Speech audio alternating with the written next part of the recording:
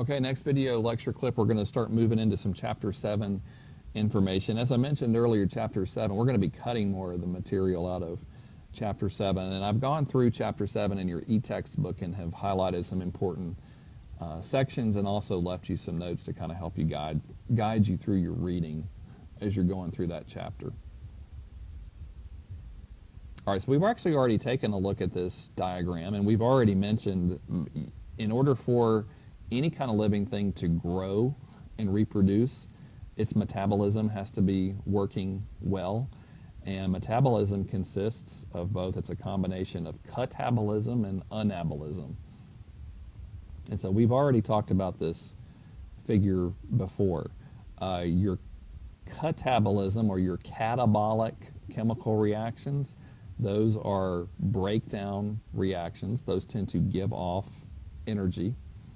Some of that energy gets harnessed and stored in the form of ATP, fuel molecules, and that ATP fuel is used to drive your anabolic chemical reactions. Those are your building or your synthesis chemical reactions, where you take smaller building blocks like you see down here and put those together, assemble those together in different ways to create the useful molecules for a cell. They're important biological molecules, your proteins and your DNA and your RNA and your carbohydrates, etc. So you have this constant linkage together between your catabolism and your anabolism. A couple of other terms which you may have learned in your A&P classes: endergonic versus exergonic. Endergonic is a term for energy in. Ergonic refers to energy in. Exergonic, energy out. Exergonic chemical reactions give off energy. So which of these processes, catabolic or anabolic, did we say are responsible for liberating energy, giving off energy that cells can harness and use for other things? Okay, hopefully you said catabolic. So catabolic chemical reactions tend to be exergonic. As they take place, they give off energy. Endergonic chemical reactions require an energy input to make them happen. They don't happen spontaneously on their own. Where are you getting this energy from if you're a cell? You're getting it from breaking down your food molecules. And that energy has been harnessed and stored in the form of ATP. So you need ATP drives or provides the energy source for most of your anabolic chemical reactions. This is a nice diagram from your textbook, which is just showing you in a different way this linkage between catabolism and anabolism. So take a look at this in your textbook. But what they're showing you over here on the left-hand side, complexity of your molecules over here on the y-axis. So the less complex, smaller molecules are down at the bottom, more complex molecules up at the top here on our little graph. Usually when you're thinking about catabolism, breaking down substances, nutrients for energy or building blocks, the story starts with glucose sugars. That's the preferred nutrient for many living things, the thing that they're the best adapted to breaking down as quickly as possible. So what they're showing you here is catabolism takes glucose and breaks it into smaller molecules. Okay, these are the smaller molecules it gets broken into. These names over here are the processes of catabolism. These are the names for the step-by-step processes that take something like glucose and break it into smaller molecules. When that happens, energy gets yielded. So you're taking glucose, you're breaking it into smaller precursor molecules. Precursor is another term for a smaller molecule that's going to be the building block for something that's going to be made. When you do that, that yields energy. Cells are good at harnessing some of this energy. All right, and what they do is they're going to take ADP, that's adenosine diphosphate, and phosphate. Cells have phosphates. A phosphate is a phosphorus atom with 4 oxygen atoms surrounding it. And you take ADPs that you have floating around in the cell, you got phosphates over here, and you bond them together. What kind of reaction is this if you take an ADP and a phosphate and stick it together? Is that catabolic or anabolic? Hopefully you said anabolic because you're taking a smaller ADP piece and a smaller phosphate piece, bonding those together to make a bigger molecule, ATP. All right, so does that require energy or does it give off energy? If you're bonding two smaller molecules together generally requires energy input. So that's an endergonic type chemical reaction. It's anabolic. Where is the cell getting the energy to produce this ATP? From over here. That energy is coming from breaking down your nutrients. Okay, on the rest of the graph over here, what you're seeing is now you're going to need that energy that you harnessed to drive building all of your cell parts. So you're going to take these smaller precursors or pieces over here and put them together to make amino acids and sugars and nucleotides and fatty acids. Those get bonded together to make things like proteins and peptidoglycan and DNA and more complex type lipids, your big macromolecules. Those get put together to make a whole bacterial cell. And these are the same processes that happen in any cell, so this doesn't just pertain to bacteria.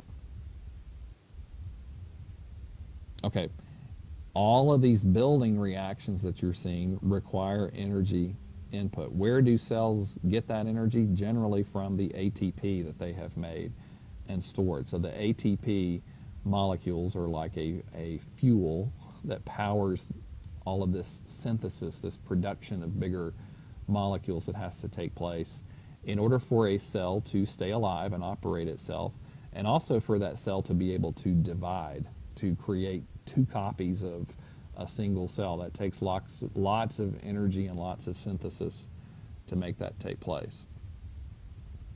All right, a little bit more about ATP. And here's just another way of looking at what we were just discussing. Cells are constantly in need of ATP, and they build it by taking smaller ADP molecules and phosphate molecules. Sometimes phosphate's written like this, a P with a circle around it and an I. The I stands for inorganic. So a phosphorus surrounded by 4 oxygen molecules is an inorganic type molecule. So that's why they write it as a P with an I next to it. Okay, what they're showing you is that cells will take bigger molecules like starches and proteins and lipids, will do catabolic reactions that break these down. That gives off energy. That energy is harnessed, as you see here, to take ADP and phosphate, bond them together to make ATP. Okay, and then a cell is going to take building blocks like glucose and amino acids, fatty acids, and things like that, and build larger, more complex molecules. That takes energy input because those are anabolic reactions. Where do you get this energy input? You get it by taking ATP and breaking it back apart into ADP and phosphate. So when you take an ATP and split it, you have a lot of energy stored in this bond between the ADP and the phosphate. That's a very high energy bond. So when you release that energy, that's the energy that's used for your anabolic reactions for a cell to build its more complex types of molecules. All right, so now your ATP has been split apart. Now those can be put back together again to recreate ATP. So you just have this ongoing cycle that's taking place inside a cell between taking ADP and phosphate and putting it together, breaking it apart, putting it together, breaking it apart. So ATP, in a sense, is kind of like a rechargeable battery for your cells. A little bit more trivia about how important ATP is. First of all, this diagram here on this slide is showing you a little bit more detail of what an ATP molecule actually looks like. ATP is a type of RNA nucleotide. Remember, nucleotides are the building blocks of your amino acids. And nucleotides always have a nitrogen-containing base. In the case of ATP, that's called adenine, and that's linked to a sugar. In RNA nucleotides, that sugar is called ribose. And then here are your three phosphates. The three phosphorus atoms surrounded by oxygens. Those are your phosphates. That's ATP. When it gets split apart, like they're showing you over here, the third phosphate over here gets broken off. You still have two attached. So this is now called ADP, or adenosine diphosphate, and this is your phosphate. Energy from breaking down food molecules, or notice on here on the diagram, or from sunlight. If you're a photosynthesizer, organisms harness this energy to take ADP and phosphate and put it back together. So you constantly have this ongoing cycle. Some kind of crazy trivia from the human perspective. How many ATPs do you have in your body at any given time? It's estimated it's probably in the neighborhood of 6 times 10 to the 22nd power. That's 6 with 22 zeros after it, whatever number that might be.